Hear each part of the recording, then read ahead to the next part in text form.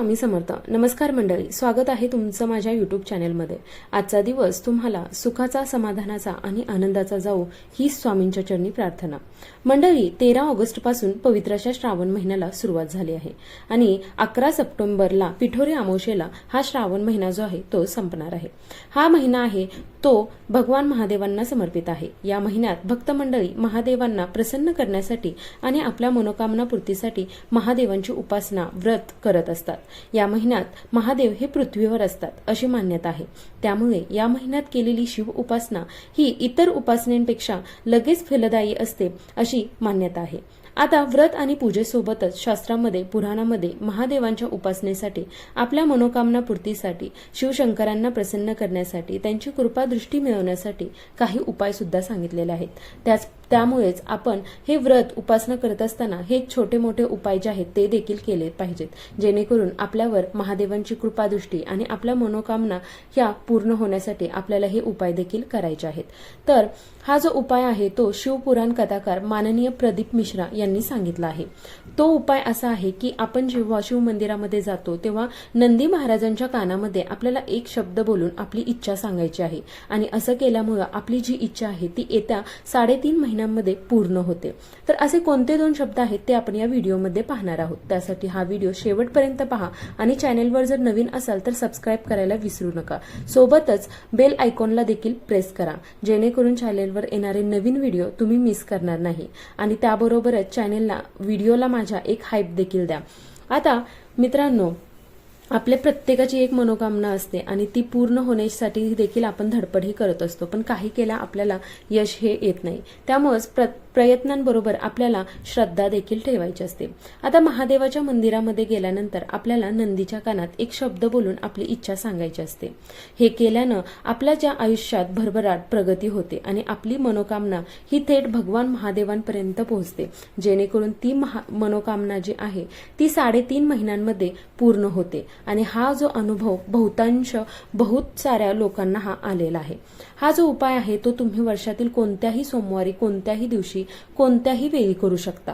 पण श्रावण महिना जो आहे तो पवित्र आहे आणि या महिन्यात वातावरणात देखील प्रसन्नता आणि सकारात्मक लहरी असतात. या महिन्यात भगवान महादेव हे पृथ्वी तलावर असतात. त्यामुळे या महिन्यामध्ये शिवाची उपासना भरपूर सारे लोक हे करत असतात.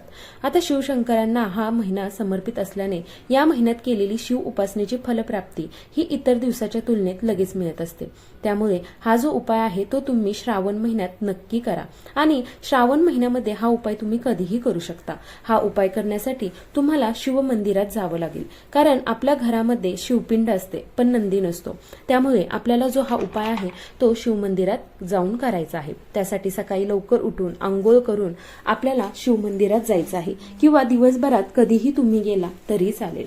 आता महादेवाच्या मंदिरामध्ये गेल्यानंतर आपल्याला नंदीची मूर्ती ही दिसते, कारण कोणतंही असं महादेवाचं मंदिर नाही जिथे नंदीची मूर्ती नाही.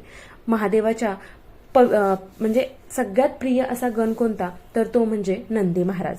महादेवांच्या मंदिरामध्ये शिवपिंडी समोरच नंदी महाराजांची मूर्ती ही असते, कारण ते शिवांचे अत्यंत प्रिय असे भक्त आहेत आणि शिवांना भेटण्यासाठी अगोदर त्यांची परवानगी घ्यावी लागते. म्हणून ते शिव मंदिरात द्वारपालासारखे शिवपिंडी समोर शिवाभिमुख बसून असतात. त्यामुळे आपली जी काही इच्छा आहे ती आपण नंदीच्या कानात बोललो की ती लगेच महादेवांपर्यंत पोहोचते अशी मान्यता आहे. मित्रांनो, महादेव हे भोळे आहेत आणि त्यांची भोळी भाबडी सेवा जरी केली आपण तरी ती त्यांना मान्य असते. त्यांची सेवा जर मनापासून केली तर ते प्रसन्न हे नक्कीच होतात. आता प्रदीप मिश्रा यांनी सांगितलेल्या उपायानुसार महादेवाच्या मंदिरात आपण ज्यावेळी जातो तेव्हा पूजा करतो. महादेवांची पूजा जल, दूध, बेलपत्र वगैरे अर्पण करून आपण ही करत असतो. एवढं सगळं जरी शक्य नसलं तरी फक्त 1 तांब्या पाणी घेऊन जायचं आहे आणि ते आपल्याला शिवपिंडीवर मनापासून अर्पण करायचं आहे. एवढं जरी केलं तरी महादेव आपल्याला प्रसन्न होतात. आता हे जे 1 तांब्या पाणी जे आहे ते शिवपिंडीवर आपण मनापासून अर्पण केल्यानंतर त्याच्यामध्ये थोडंसं पाणी शिल्लक ठेवायचं आहे आणि हे शिल्लक राहिलेलं पाणी घेऊन आपल्याला शिवासमोर जे नंदी महाराज असतात त्यांचा जो एक पाय जो असतो तो उठलेला असतो. आता नंदी महाराजांची मूर्ती तुम्ही पाहिली असेल तर एक पाय हा पालता असतो आणि दुसरा पाय जो आहे तो उठलेला असतो. तर त्या उठलेल्या पायावरती आपल्याला ते उरलेलं जल जे आहे ते आपल्याला अर्पण करायचं आहे. आणि हे केल्यानंतर नंदी महाराजांच्या डाव्या कानात मित्रांनो, नंदी महाराजांच्या डाव्या कानात नंदीचा उजवा कान जो आहे तो आपल्याला एका हाताने झाकून घ्यायचा आहे. आपले डोळे बंद करून आपली इच्छा किंवा गारानं जे आहे ते आपल्याला अगदी मनापासून हळू आवाजात, जेणेकरून ते शेजाऱ्याला देखील ऐकायला जाणार नाही, एवढ्या हळू आवाजात आपल्याला ते सांगायचं आहे. आता ही इच्छा सांगताना दुसऱ्या हाताने आपल्याला आपले ओठ जे आहेत ते झाकायचे आहेत. आता ही इच्छा बोलण्यापूर्वी, सुरुवात करण्यापूर्वी आपल्याला एक शब्द बोलायचा आहे.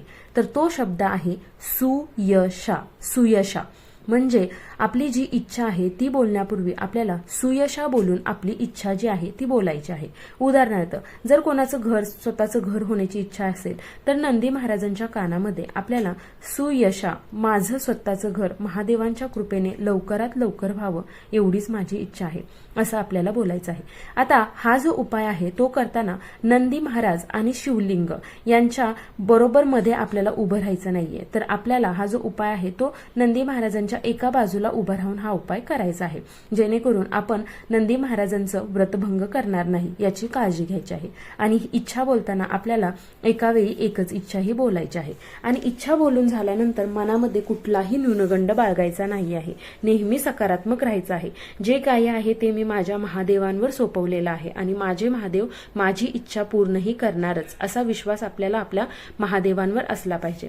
आता हे सगळं केल्यानंतर आपल्याला प्रयत्नांची जोड देखील केली पाहिजे, कारण श्रद्धा असणं आणि अंधश्रद्धा असणं यामध्ये खूप फरक असतो. तर नेहमी सकारात्मक आणि चांगल्या इच्छा ह्या आपल्याला बोलायच्या आहेत. कोणाचं वाईट व्हावं, कोणाचा तिरस्कार, अशा काही वाईट हेतूने इच्छा आपल्याला करायच्या नाहीये, कारण ते महादेव आहेत, त्यांना आपल्या इच्छा कोणत्या आणि कशा पूर्ण करायच्या हे माहीत असतं.